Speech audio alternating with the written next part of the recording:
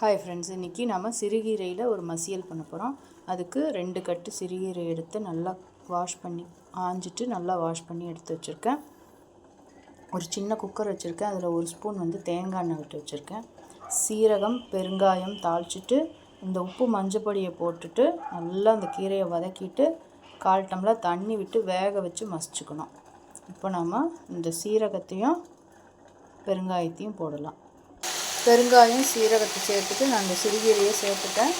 இதுக்கு மேலே நாம் இந்த உப்பு மஞ்சள் பொடியை சேர்த்துடலாம். சேர்த்துட்டு ஒரு 1/4 டம்ளர் தண்ணி ஊற்றணும். இதை நல்லா வதக்கி கொடுத்துட்டு ஒரு 2 நிமிஷம் நல்லா வதக்கி கொடுக்கலாம். பச்சை வாசனை போக வதக்கிட்டு 1/4 டம்ளர் தண்ணி விட்டு மசிச்சுட்டு பார்க்கலாம். நல்லா வதக்கி கொடுத்துட்டேன். இது நான் 1/4 டம்ளர் தண்ணி விட்டு ஒரு சவுண்டு விட்டு மசிச்சுக்க போகிறேன். கீரை மசியல் இன்றைக்கி நம்ம கல் சட்டியில் தான் பண்ண போகிறோம். அதுக்கு நான் 2 ஸ்பூன் தேங்காய் எண்ணெய் விட்டு வச்சுருக்கேன். கீரையை வேக வச்சோல்ல, அதை நான் மசித்து வச்சுருக்கேன்.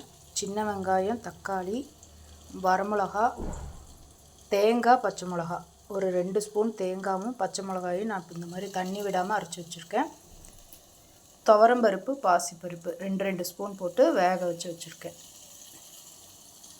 எண்ணெய் காஞ்சிருச்சு. கடுகு, கடலைப்பருப்பு, உளுத்தம்பருப்பு எல்லாம் நம்ம சேர்த்துக்கலாம். கீரைக்கெல்லாம் கொஞ்சமாக கடுகு சேர்த்துனா போதும், நிறையா வேணுங்கிற அவசியம் இல்லை. கொஞ்சமாக ஜீரகம் நல்லா பொரியட்டும். வெங்காயம் சேர்த்துக்கலாம்.